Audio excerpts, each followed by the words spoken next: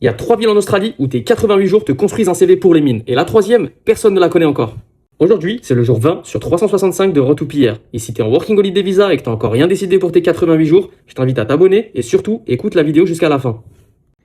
La majorité des gens sous Working Holiday Visa pensent que les 88 jours, c'est automatiquement des jours de ferme. Trouver une ferme, cueillir des fraises pour 25 $ de l'heure et 3 mois qui servent à rien sur ton CV. Ce que personne ne te dit assez, c'est que les 88 jours, tu peux aussi les faire en construction. Dans certaines villes, c'est légal et c'est infiniment plus utile.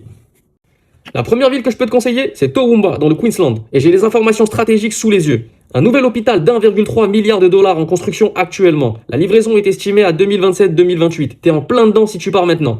Un pipeline souterrain de 111 km, 300 millions de dollars, qui est en cours de construction depuis 2025. L'Inland Rail, un tunnel ferroviaire à travers la Toowoomba Range. 2300 emplois en construction estimés, rien que pour ce projet-là. La deuxième ville que je peux te conseiller, c'est Adélaïde, dans le South Australia. Actuellement, il y a 26 grues dans le ciel d'Adélaïde. Aucune autre capitale australienne n'atteint ce chiffre-là. 20,7 milliards de dollars. C'est le budget global dans le monde de la construction, dans le South Australia, qui a été dépensé l'année dernière. Avec la Festival Tower, la Keystone Tower et le Market Square, c'est des milliards supplémentaires qui sont dépensés en ville.